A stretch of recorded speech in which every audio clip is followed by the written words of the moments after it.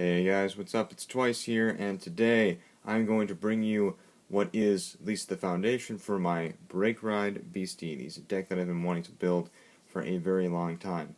And unfortunately in the English right now, we are only up to set 10, so I can't wait for set 13. Hopefully that's going to come out in maybe like late April, early May, something like that. But when Ethics Buster Extreme and Ethics Buster Reverse comes out, you can bet that I will be building both of those decks and I will have both of those videos for you. But today I have the set 10 Beast Deity deck ready because of course that's all that we have. So I guess we should just get right into it. So we have our starter, which is Beast Deity Riot Horn. Now I recently watched a video in which they were talking about the top 5 starting vanguards, and this was on that list. And I do have to agree with them. It was by a YouTuber named Domino Paris 21. Awesome YouTuber. You should definitely go check out his channel. But he mentioned that Riot Horn is a really good starting vanguard because it can force out more shield and because it lets you hit higher numbers and it's more consistent. And of course, this card unfortunately is going to be a target for Kagero and Narukami, especially Linshu, because Linshu can retire grade 1 or less. But for right now, Riot Horn is an awesome starting vanguard.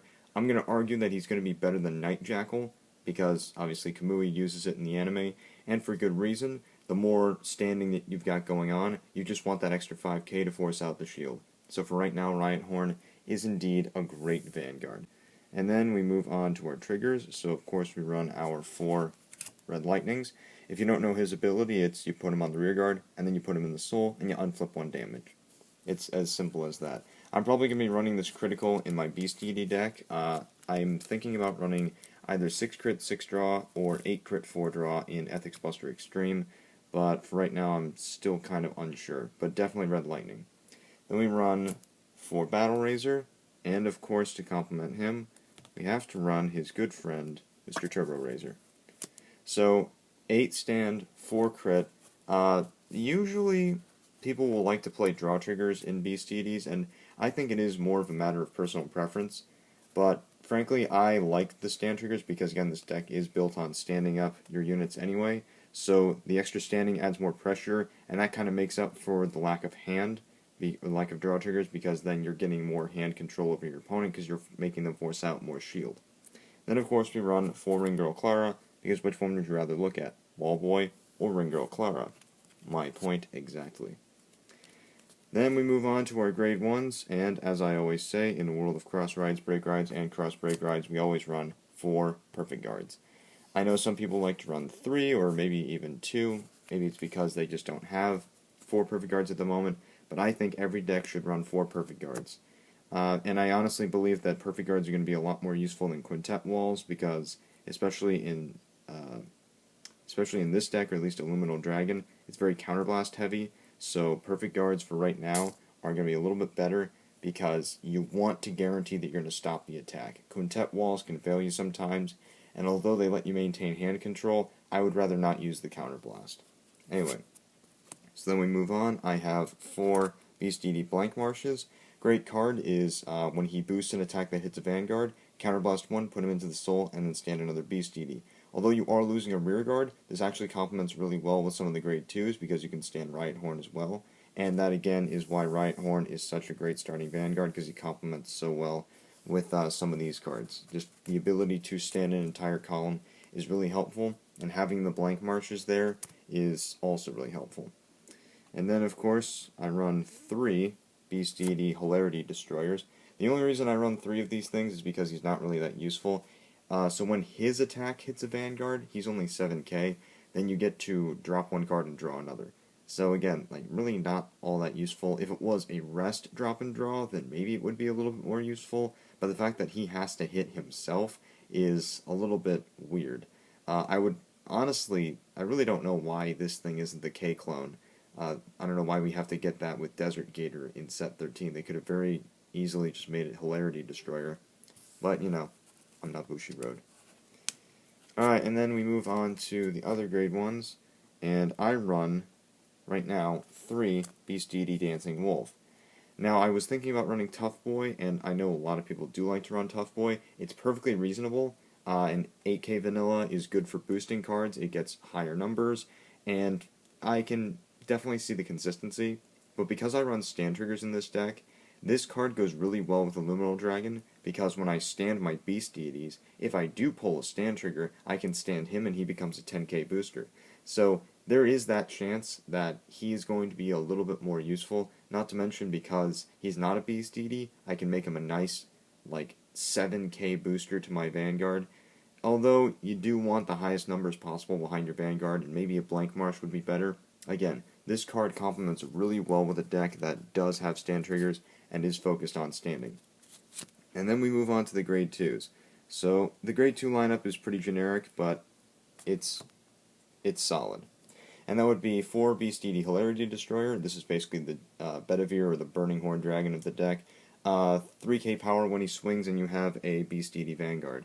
So this card complements also really well with Riot Horn, in that you get a 17k restanding column, and that again is really nice, especially since he doesn't have to stand again like Golden Anglet to get the +3. I definitely recommend running 4 in the deck. Then we also run our 4 Beast Deity Golden Anglets. Golden Anglet's skill is when he stood, he gains +3000 power. The great thing about this ability is that it can stack. So if you stand him twice, which is completely possible in this deck, then you would be able to get him to 15k.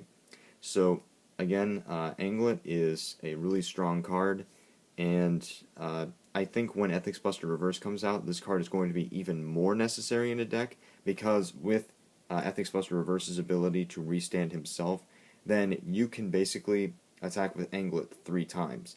And even if he doesn't have a booster, or maybe he has Riot Horn behind him, you can make him a 20k column. So you can kill like any rearguard that your opponent might have, because no one wants to guard their rearguard from more than 10k if they can help it. Alright then, we move on. I do run 3 King of Sword for right now until Damned Leo comes out, and then I'm probably going to switch them. But I also am considering running Brainy Papio. I probably am in the Ethics Buster Extreme deck. I might just make a totally different deck and keep the Illuminal Dragon one, because frankly I actually like Illuminal Dragon. Ethics Buster Extreme is definitely a lot more consistent, but Illuminal Dragon has a burst ability that I really like. So, I don't know. I definitely want to keep these 10k vanillas in here for right now, because I just like solid power. All of the grade 2s are focused on power, and they're really consistent with it. So I definitely run 3 of those. And then moving on to the grade 3s. So right now I run my 4 Illuminal Dragons. I picked up a 4th one the other day because he was actually pretty cheap, and I had some store credit, so I thought, you know what, why not just get another Illuminal Dragon? I've definitely warmed up to the idea of running 8 grade 3s. It's definitely not uncommon, as everybody knows, so I like we're all about consistency, so I want to run the 4 Illuminal Dragons right now, because I just want to have it when I need it. So there you go, 4 Illuminal Dragons. And then for right now, I am still running my 4 Azure Dragons, because I haven't gotten all of my Ethics Busters. One is in the mail right now, and the other 2 I have a trade prospect, so hopefully I'm going to get that when we go to the shop tomorrow. But actually running Azure Dragon in this deck is pretty good, because if you think about it, Azure Dragon has a very similar ability to Ethics Buster. He lets you stand 2 rearguards, and although his attack has to hit, running 4 means that I have the greatest chance of getting out the Persona Blast, and because he is a Beast Deity, he's not harming the lineup at all. And not to mention, I can still get the Cross Ride, which provides that nice 13k defense. So although I'm probably going to be switching these guys out for Ethics Busters, keeping them in the deck for right now has not been a hindrance. In fact, he's been a nice complement to a lot of these cards, especially cards like Anglet and Riot Horn, because you just it lets you stand 2 columns basically. So I really do like Azure Dragon. Anyway, so that is my Beast Deity deck. Again, it's not completely updated, but for what it is right now, it runs really efficiently. And I really like this archetype. I cannot wait until set 13 comes out, because then we're just going to get incredible support. We get Solar Falcon, the perfect guard. We get Brainy Papio, who's amazing, and Max Beat, who I would argue for Nova Grapplers is one of the best grade 1s. Absolutely one of the best grade 1 Nova Grapplers. When he stood Counterblast 1 and stand something else, that's so nice. Anyway, so that's my Beast Deity deck. It is actually updated for set 10 now. Hoping to get those Ethics Busters soon. And yeah, so have a great day. Keep card fighting, guys. We'll see you next time.